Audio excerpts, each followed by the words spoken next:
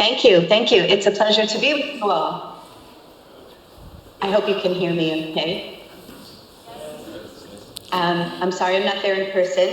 This is a very interesting conference that you are having, and I would like to talk to you for the next few minutes a little bit about how we look at cyber risk at the ECB and give you a little bit of our perspective and how we see it from a supervisory point of view. I will talk today about how we're incorporating this risk into our supervisory methodologies, and I'll also talk a little bit about a new legal framework that has just come into force in January of 2023, in which we have to implement by January of 2025, which governs the area of cyber risk.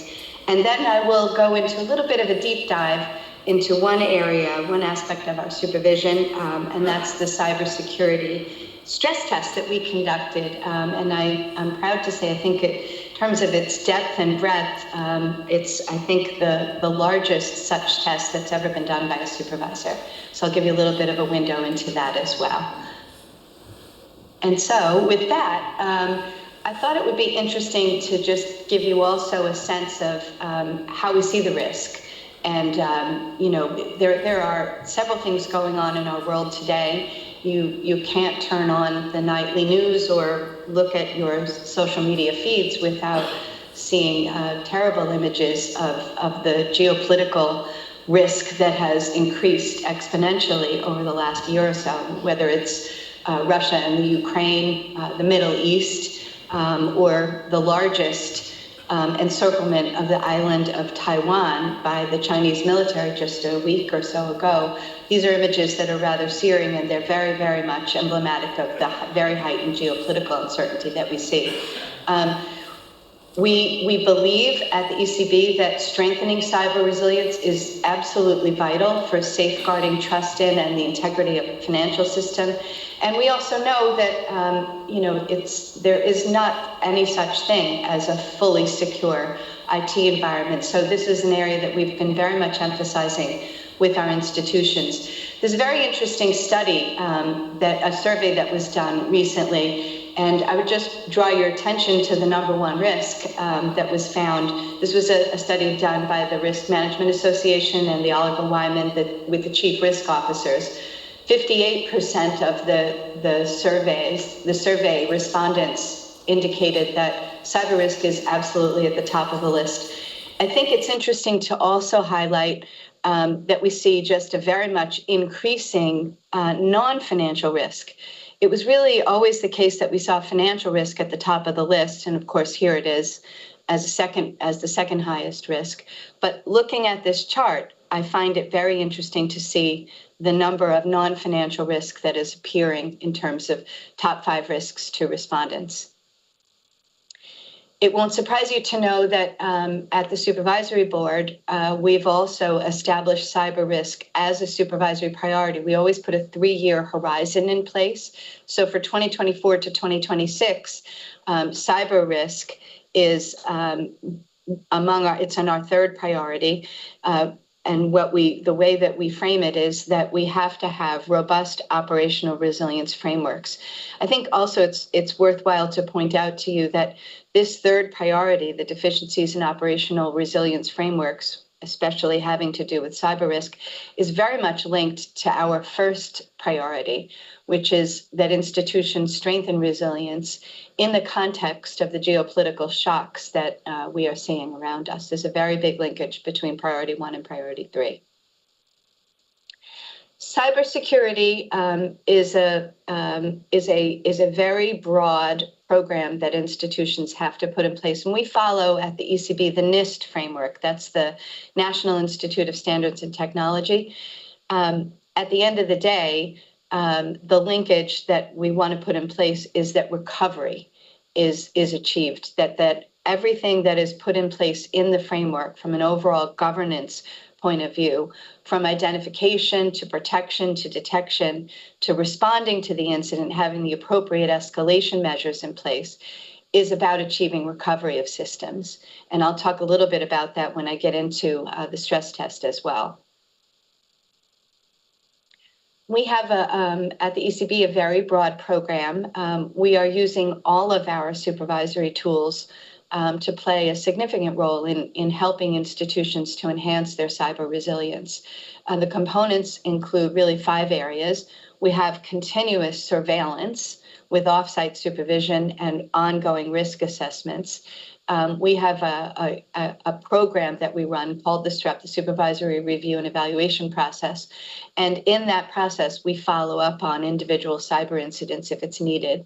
We have a reporting framework, a cyber incident reporting framework, where banks are required to report to us significant material, cyber attacks, and also the status of those attacks, whether they are successful or not. We run thematic and horizontal reviews. That's where we will select groups of peer institutions and have look at components of their overall risk governance. And of course, cyber is a big part of that. We do on-site inspections, and those are deep dives into individual institutions where we target their programs for outsourcing, managing their third-party outsourcing arrangements, their cybersecurity, and their IT risk management. And as I've mentioned, we conducted a very deep and broad cyber resilience stress test in 2024, where we focused very much on institutions' ability to respond and recover. I said at the outset that I would also give you a little bit of a window into the legal framework that we're operating within, and there's been a very profound change with the adoption of the Digital Operational Resilience Act, DORA. I'm sure you've heard of that. DORA gives very direct responsibility for critical third-party providers, and it gives examination and oversight responsibility to the ESAs, to the European Supervisory Authorities. We will be participating with the EBA, ESMA, and EIOPA in joint examination teams, JETs, and we will integrate recommendations from the JET into our supervision of credit institutions.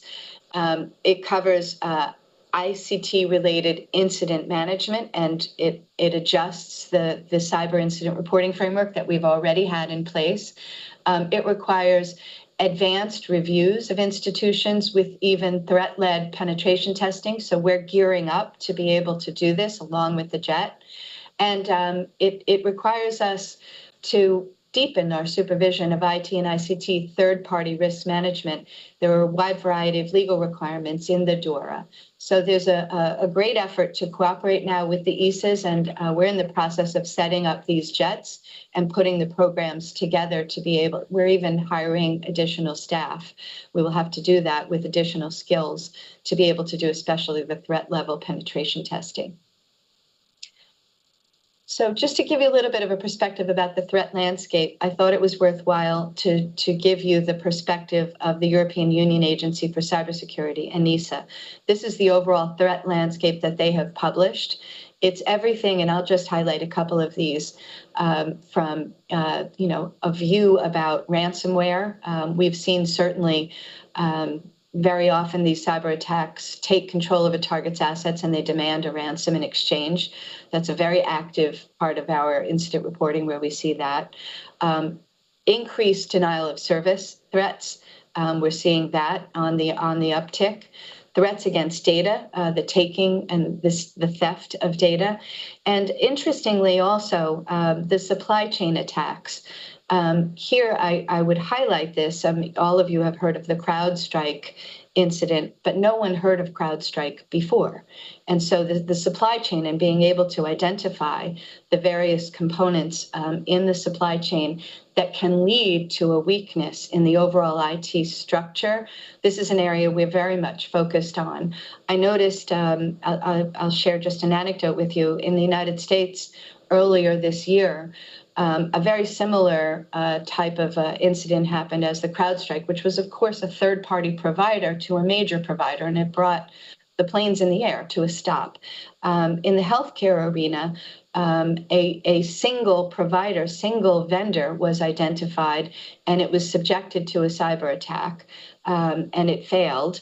And this provider was inserted into the payment processes between healthcare providers and the institutions. So it completely stopped the payment process between doctors, healthcare providers, hospitals, and and insurance companies in their ability to gain reimbursement. So that was a major highlighting of a supply chain component. And there was one more that affected me personally. I live and work in Europe, as you know, but I was on holiday this summer in Europe, and I could not use my cell phone, my U.S. cell phone. My ECB cell phone was just fine, but my personal cell phone wouldn't receive messages, wouldn't make calls, didn't allow me to access email.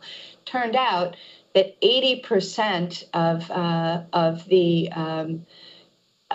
the cell phone service providers to U.S. citizens using the networks overseas in Europe all went through a single switch provider.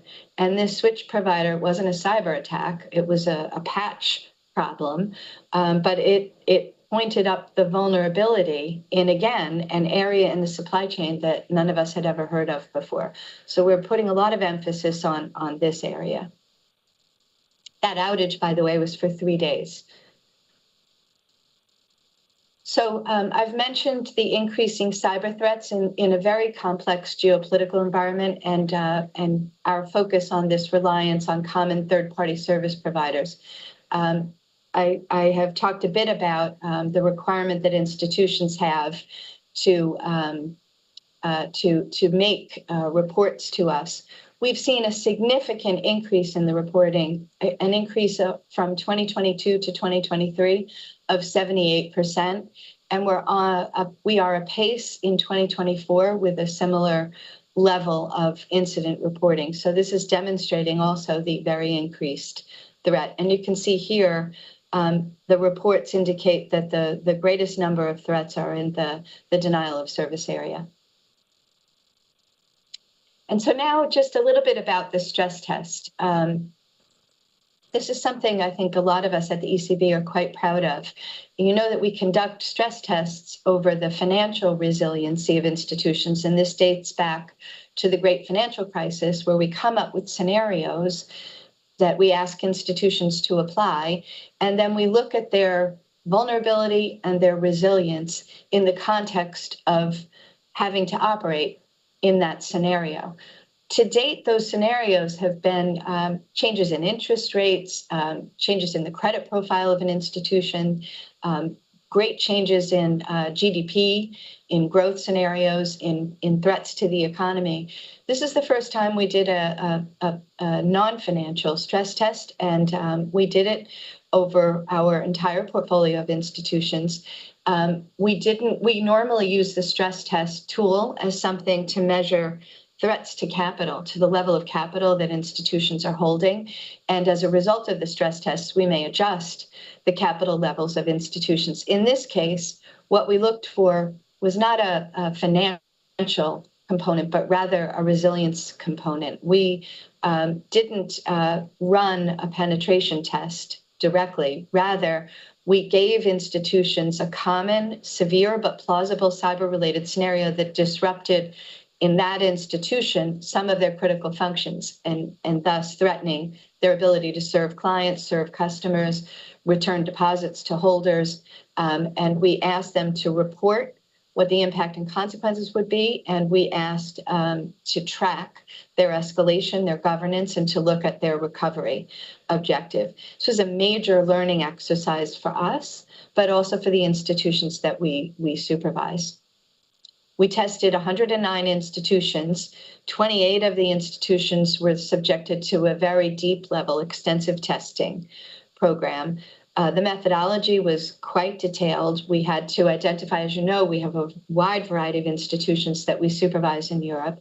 And so we had to identify everything from market-making institutions to corporate lending institutions to retail institutions that operate either very locally or even internationally. And so we had to identify the particular database that had been affected in the core system and design a threat that could be severe but plausible for those institutions. And then we asked them to run an actual IT recovery test and to subject them to an on-site quality assurance review by our examiners from all across Europe. It showed that our institutions do have high-level response mechanisms in place and recovery frameworks in place, but we definitely identified, even in some cases, significant room for improvement. The learning coming out of this stress test is that institutions need to ensure that their recovery capabilities are sufficient to handle complex, severe but plausible cyber attacks. We aimed to increase awareness and enhance banks' preparedness.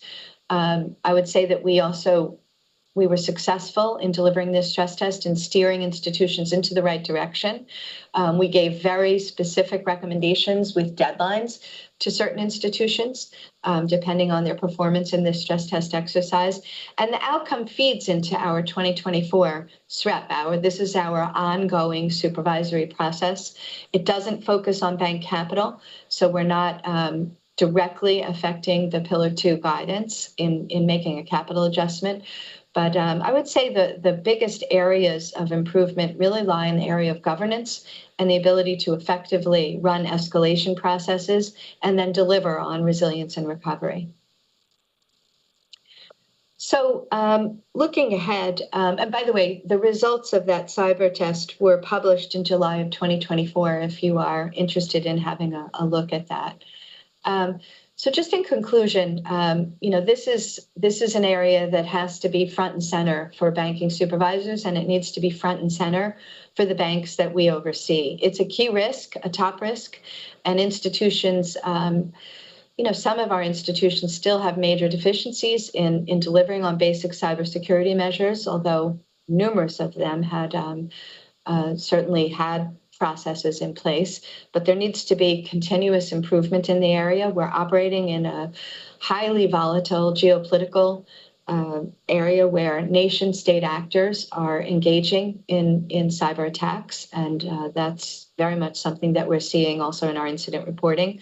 The DORA is a very welcome legislative component with incorporating very direct oversight over major third-party critical service providers to the institutions that we supervise, and they will be directly subjected to examination, and we'll be part of that at the ECB in the joint examination teams along with the ESAs. This is an area that we have to collaborate. We have to collaborate across governments. We have to collaborate intra-government, and it's imperative on us that we work closely with the institutions to build a more resilient banking system. So with that, I say thank you, and it's been a pleasure to be with all of you today. Thank you very much.